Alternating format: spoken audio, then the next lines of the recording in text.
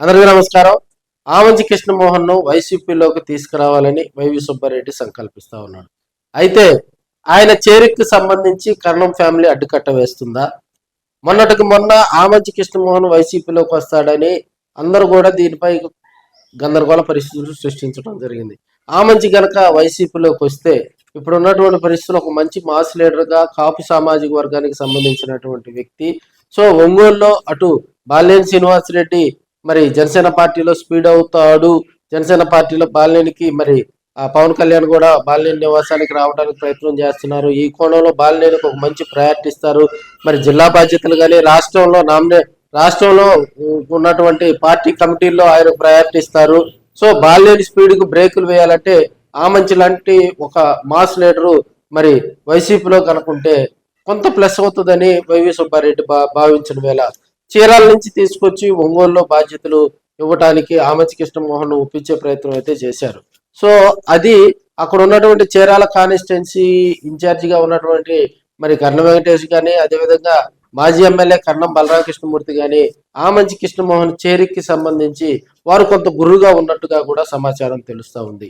ఆమంచి 2024 ఎన్నికల్లో వైసీపీ ఓటమికి చీరాల్లో పనిచేశారని, తాను గెలవపోయినా పర్వాలేదు, శత్రువులు గెలవడానికి వీలు లేదని మరి ఇండిపెండెంట్ అంటే కాంగ్రెస్ పార్టీ తరఫున 2024లో త్రిముఖ పోటీల్లో గెలిచే సీట్ను వైసీపీ నుంచి చేజారేటట్టు చేయటంలో ఆమంచి కృష్ణమోహన్ తెర వెనుక మరి అక్కడ ప్రయత్నాలు చేశారని బాహటంగానే అందరికీ తెలిసినటువంటి విషయం. దీన్ని జీర్ణించుకోలేకపోయినటువంటి కర్ణం ఫ్యామిలీ ఆమంచిని వైసీపీలో చేర్చుకునేందుకు అడ్డుకట్ట వేస్తున్నట్టు తెలుస్తా ఉంది. అదేవిధంగా ఇప్పటికే వైవి సుబ్బారెడ్డి మరి పెద్దాయనతో మాట్లాడే ప్రయత్నం చేసినా కూడా ఆమంచి వ్యవహారంలో కూడా ఆయన అంత ఇంట్రెస్ట్ గా లేడని తెలుస్తూ ఉంది. అదేవిధంగా జనసేన పార్టీకి సంబంధించి స్పీడ్ అవుతున్నటువంటి బాలినేని శ్రీనివాసరెడ్డికి ఒక మంచి మాస్ ఫాలోయింగ్ ఉన్నటువంటి ఆమంచి కృష్ణమోహన్ ద్వారానే ఒంగోలు, అదేవిధంగా ఉమ్మడి ప్రకాశం జిల్లాలో కూడా కొంత అడ్డుకట్ట వేయించని వైవి సుబ్బారెడ్డి సంకల్పిస్తున్న వేళ మరి ఇటు కర్ణం ఫ్యామిలీ వ్యతిరేకించడం, అదేవిధంగా అధినేత జగన్మోహన్ రెడ్డి గారు కూడా సానుకూల స్పందన రాకపోవడంతో వైవి సుబ్బారెడ్డి కొంత అంతర్మదంలో పడ్డట్టు తెలుస్తా ఉంది. ఎందుకంటే ప్రకాశం జిల్లా వైసీపీకి సంబంధించి మరి రీజనల్ కోఆర్డినేటర్ గా ఉన్నటువంటి ఆయన ప్రకాశం జిల్లాతో పాటు మరి పల్నాడు, అదేవిధంగా బాపట్ల జిల్లాలో వైసీపీని 2020 వచ్చే ఎన్నికలే ప్రధాన లక్ష్యంగా చేసుకొని మరింత దూకుడు పెంచాల్సినటువంటి వైవి సుబ్బారెడ్డి ఇప్పుడున్న పరిస్థితుల్లో కూడా ఆమంచిని తీసుకొచ్చేందుకు ఎంత ప్రయత్నం చేసినా అది బెడిసికొట్టం. రాబోయే రోజుల్లో ఒంగోలు రాజకీయాల్లో కూడా స్పీడ్ గా ఉన్నటువంటి ప్రకాశం జిల్లా వ్యాప్తంగా కూడా ఇప్పుడు ఒంగోలు పార్లమెంట్ కు సంబంధించి అధ్యక్షులుగా కూడా ప్రస్తుతం ఎవరు లేని పరిస్థితి.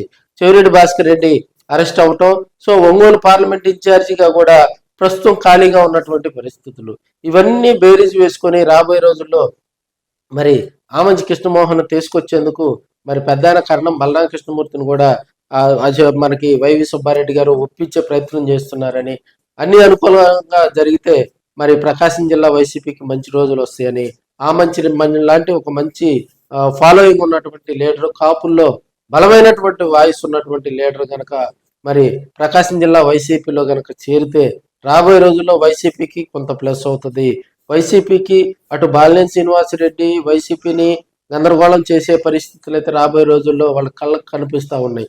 సో అలాంటి మాస్ లీడర్ని ఢీకొనాలంటే ఆమంచి లాంటి ఒక మరి ఫాలోయింగ్ ఉన్నటువంటి లీడర్ కనుక వస్తే రాబోయే రోజుల్లో వైసీపీకి ప్లస్ అవుతుందని పెద్దాయన వైవి సుబ్బారెడ్డి సంకల్పిస్తా ఉన్నారు. మరి దాన్ని అక్కడ ఉన్నటువంటి వైసీపీ అధిష్టానం దృష్టికి, అదేవిధంగా ఇతరుల దృష్టికి తీసుకెళ్లి త్వరలో మరి ఆమంచి అడ్డుకట్టను తొలగించి మళ్ళీ ఆమంచిని చేర్పించేలాగా కూడా చర్యలు తీసుకుంటారని మనం తెలియజేసుకోవచ్చు.